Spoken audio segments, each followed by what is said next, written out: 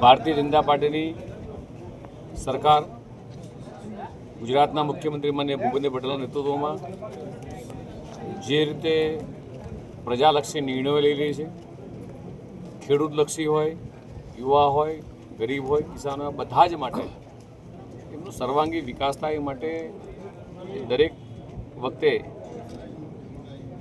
સરકાર સારા નિર્ણયો લેતી હોય છે.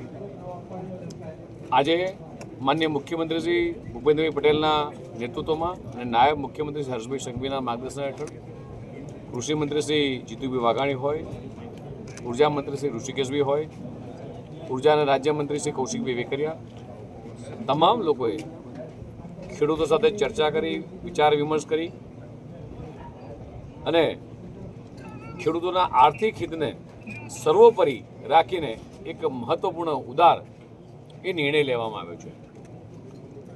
ખેતરોમાં પસાર થતી વીજ લાઇન, વીજ ટાવર ઊભા કરવા બદલ ખેડૂતોને આપવામાં આવતા વળતરમાં સરકારે એ આજે વધારો જાહેર કર્યો છે.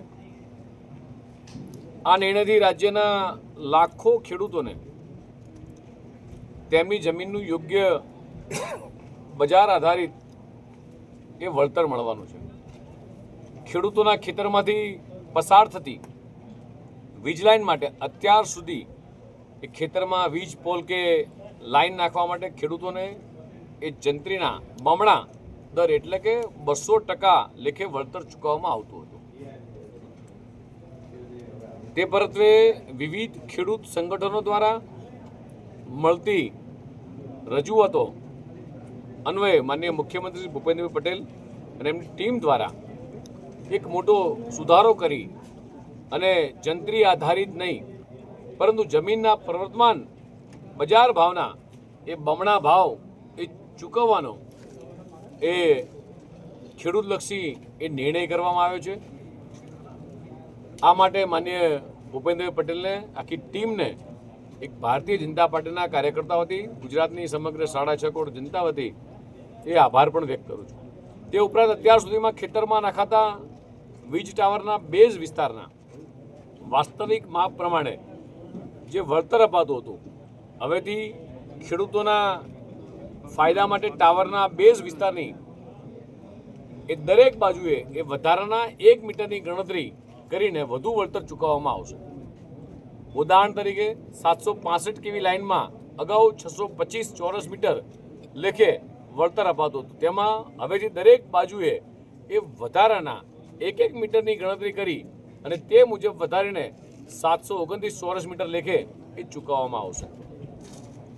અગાઉ જમીન માલિકોને વળતર અંગે ફાઉન્ડેશન તબક્કે 40%, ઇરેક્શન વખતે 40% તથા વાયર લગાડ્યા બાદ એ 20% રકમ મુજબની ચૂકવણી થતી હતી. તેના બદલે જમીન માલિકોને એક સાથે અને અગાઉથી આ વળતર ચૂકવવાનો નિર્ણય રાજ્ય સરકારે કર્યો છે. ખેડૂતોની જમીનની વાસ્તવિક બજાર કિંમત એ તટસ્થ અને પારદર્શક રીતે નક્કી થઈ શકે તે માટે રાજ્ય સરકાર દ્વારા MRCના એક રચના કરવામાં આવશે. આ વાત એ છે કે સમિતિમાં અસરગ્રસ્ત ખેડૂતોના પ્રતિનિધિ અને ખેડૂતોના ઓથોરાઇઝ્ડ માર્કેટ વેલ્યુઅરને પણ સ્થાન આપવામાં આવશે, જેથી ખેડૂતોને અન્યાય ન થાય. માર્કેટ રેટ નિર્ણય કરવાની સમિતિમાં કલેક્ટરશ્રી, જમીન માલિકોના પ્રતિનિધિ અને ટ્રાન્સમિશન સર્વિસના પ્રોવાઈડર એ પ્રતિનિધિ પણ આ કમિટીની અંદર રહેશે.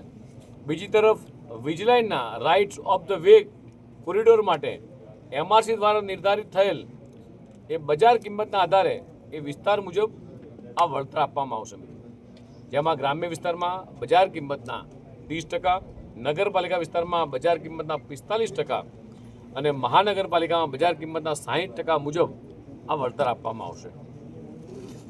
રાજ્ય સરકારે આ નિર્ણયમાં ઉદારતા દાખવતા સ્પષ્ટ કર્યું છે કે હર હંમેશા એક ખેડૂતોની પડખે રહી છે.